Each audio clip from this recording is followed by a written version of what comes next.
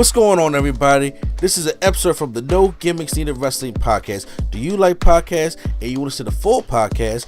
Make sure you check out the No Gimmicks Needed Wrestling podcast on all your podcast platforms, such as Apple Podcasts, Google Podcasts, Stitcher, Spotify, iHeartRadio, among many others. But you're listening to the episode right here on YouTube, so make sure you hit that like button and below, and make sure you hit the subscribe button to NC Studios and NC Level Up for all your gaming needs. This is the Nerd Coalition. Enjoy the show. We had major returns and major things happen all this week in wrestling. And if you guys did not see Smackdown, Hit Row returned to the main roster. Top Dollar, Ashanti the Adonis, and of course, B-Fab. So it was great to see her back in there. And then we just, we got the whole crew back in Hit Row. Very, very much excited. And the reason why I'm bringing them up because I talked about it extensively on SmackDown, how I'm happy to see them back and everything. But Top Dollar, AJ Francis, was on Busted Open Radio talking about how their return worked out and what they've been doing. Okay, real quick. Yeah. Do I say who was the host for the day? On Busted Open? Yeah. It did not. Okay, because some days I listen to basically, if Dave LaGreca and Bully Ray not doing it, or Dave LaGreca and Mark Henry not doing it, then I don't listen.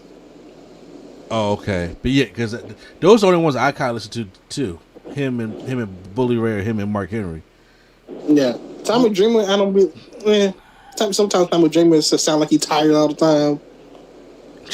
And but who else was hosting? I thought Dave LaGreca was like the main host.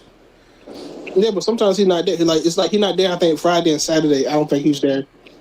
And then some days it's just Bully and Tommy. Oh, okay. So they got different hosts for different days. I think Mickey James and Thunder Rosa host on Fridays. So. Oh Lord. Okay. It's different stuff. Yeah. I mean, to be honest with you, him to be able to go on Busted Open Radio and talk, now being back with WWE, is actually surprising to me also.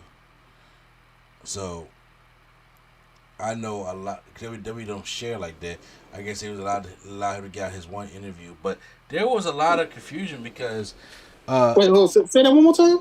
I said, WWE just like sharing like that. So, him being on Busted Open Radio... While he's signed with WWE now, it was actually surprising to me. No. For some reason, I think Busted Open is the only thing that and they let people do because everybody's on Busted Open.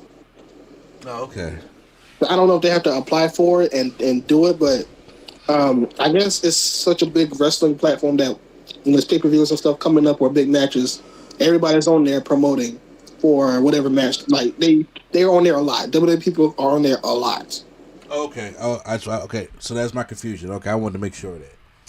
So it looks like he was talking more about things, of how his exit was, what they were doing when they weren't wrestling, and how they came back, and a lot of things which I want to get into later about how Vince McMahon views talent that talk back at him, because Top Dollar has been, criticized for a lot of things, saying he was hard to work with and things of that nature. And, in my personal opinion, from what his tweets are and stuff like that, I do think that he's arrogant, and I do believe that sometimes he puts them on. You think so? He won a indie title and took a picture with it, Shawn Michaels style. So yeah, I think I think he shows slight arrogance, and sometimes I think he needs a little bit humility to him, especially when it comes to Hero. And I'm not saying go out there and kiss the white man's ass. I'm just saying, but go out there and have some humility also to this group as well. But a lot of people, it was important seeing B-Fab back in the group because she was the one that got released first. Swerve was on Talk Is Jericho a couple weeks ago, and I believe he explained to them of how B-Fab got fired and they was getting ready to go into the plane, and she didn't have her flight information. and Top Dollar called them and asked, "Yo, what's going on with Brianna's stuff?" That's her name, and she's not needed on the show. And then when they got there, Vince, Bruce Pritchard, and John Laurinaitis laid into Hit Row because of they called and tried to figure out what's going on with Brianna, and that's what ultimately got them fired. That they got scolded because they wanted to know what's going on with their partner's plane ticket. They're a group now. If you're not knowing anything, then they had to find out that she was part of that group of massive cuts at that time because Hit Row got released about 3 or 4 weeks later, and I was just like, that's the reason. That's the fucking reason, because it's amazing how Vince fires people. Vince fires people for sneezing, right?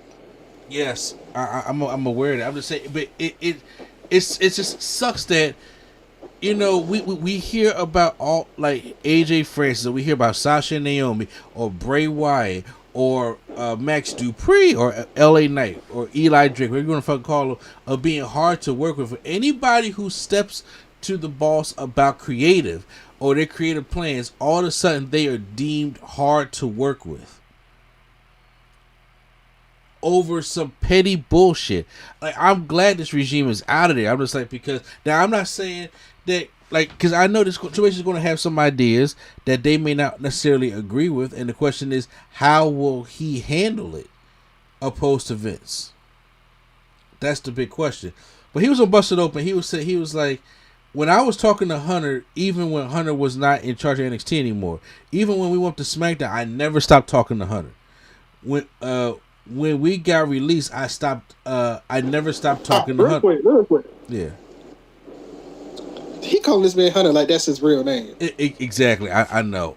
I would say the same thing. Like, you can say Paul, but I'm saying, you know how weird that it's like. I was like, if Michael Cole's real name was like Jeffrey, but like his ring announcer middle name was like Tommy, and he just kept calling him Tommy. Like, bro, what? Like, seriously, this is the transcript right here. He said, we had talked a lot already about hopefully working together in the future. I would send him clips and stuff that we were doing. I sent him clips from GCW. I sent him clips from ACW.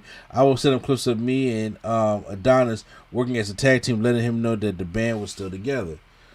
I'm very grateful because in the conversation I had with Triple H, he was like, man, I don't know what happened before. And to be honest with you, I don't care. It's a new place. I want you to understand that you have a clean slate. There's no hard feelings on this side, and I hope that you come with no hard feelings on your side. To me, it was just like a breath of fresh air because it was like I was down. Then he wanted to say, excuse me. Hit Row, when we got released, Hit Row was hotter than anything in wrestling, period. I don't care who you are. You can get your feelings hurt if you want to, but Hit Row was hotter than anything in wrestling, period. When we got released, I felt like I had something great, and it just turned into ashes in my hand. It made me stop watching wrestling for the first time in my life. I'm 32 years old, and I went 8 months without watching wrestling. Like, nothing. I saw the last 10 minutes of the Royal Rumble. That was it. That's the only wrestling I saw for like 9 months. What killed me was I felt like if I watch wrestling, I would just see that Hit Row should be in that spot right now. That's what we should be doing right now, and it killed me. So that was his, thing from Busted Open. And here's the thing I'm saying. When I said that I feel like he's a little arrogant, I mean, yes, I was a fan of Hit Row. Everybody was not a fan of Hit Row. What I mean by that is like my good friend Primetime over here. It took him a minute to get onto the Hit Row train. No, because you jumped on like the first day they came on the scene. That's why. I did. I'm not even gonna lie to you. I did because I was just like, I'm happy to see what, because I'm a huge fan of stables. I'm a Yeah, I was huge. like, knowing who's in Vince is ultimately in charge. I was like, knowing Vince, it's a group full of black people that do a hip hop gimmick. I was like, I don't know yet.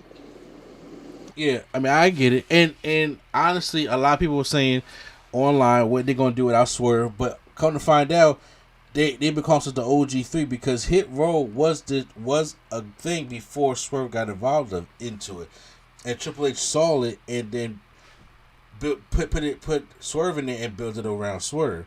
I always thought it was Swerve group at first, not that they were something first. So No, because Swerve was there first already. I'm only going to call about of what I've been reading. But however, AJ Francis, aka Top Dollar, is very passionate about this group. Like this is like his baby, and yes, Hit Row was picking up steam, but then also it's like was the hottest thing in wrestling. It wasn't the hottest thing in wrestling. Okay, obviously, especially when you have things like like now you would think like the Bloodline, but at that time when Hit Row was out, it's just like they were. When was this? Huh? When was this? Do you think? When did they get released? Last year, 2001. I mean, 2021. Okay, you don't know like what month or nothing? November. Try to say, because if it was August 2021, they were definitely not the hottest thing because CM Punk had just came back. So I'm sorry. Exactly. Like, that's what I'm saying. Like, the arrogance. It's like, okay, you say, like, first of all, were they hot in NXT? Sure. Did people like them in NXT? Did they like the Cypher? Sure. But that's NXT. That's not the main roster. And that's why it wasn't, people didn't receive it like that. Like, you can't say the highest thing in wrestling, like I said, when you had CM Punk. Like, he holds his group to a high standard. He's very, very passionate about this group. And I'm like, you need to show some kind of humility a little bit when it comes. Like, be proud. Of course, I'm always about being a proud black man. But I'm saying, but also, you got to understand something, bro. Like, you back on the main roster, okay? You ain't the best wrestler, okay? Like, he's athletic for a big guy, but I'm saying, but there's some things you can iron out. Ashanti's the way better wrestler. Okay, I'm just like, work on the craft and focus on getting Hit Row back to being hot, again, especially you got an uphill battle going on because you don't have Swerve with you. So, but those were the things he said, and I'm happy that they have another chance. I really do want Hit Row to try to get another chance and bring out the best of what they can bring out. And I'm glad B-Fat's back. I'm glad both of them back. But I don't want him to like shoot himself in the face. Like, understand, like, okay, I work with Triple H. She gonna let us do our thing. But understand now, he is the boss. This is this is WWE. This is not NXT. Okay, to the point where we're on a bigger stage now. So you say? So you saying you don't want him to pull a Greg Hamilton? I think I know what you're talking about. You ever know the Greg Hamilton? Oh my gosh, Greg Hamilton basically is like, you know what? I'm gonna get the WWE. I'm gonna get them on you, and then it was like, nah, you fired. Exactly, yeah. I'm just saying because there was things like he made the rap about Jinder Mahal. He said he went over with Jinder, and Jinder was cool, but he never cleared it with WWE officials and stuff like that. And like I said, I know Twitch gives a lot of people a lot of freedom in NXT. And like I said, he's very passionate about this group. He already thinks the group is the hottest thing going. And I'm just like, not really. But I'm just saying, but we're glad to see them back.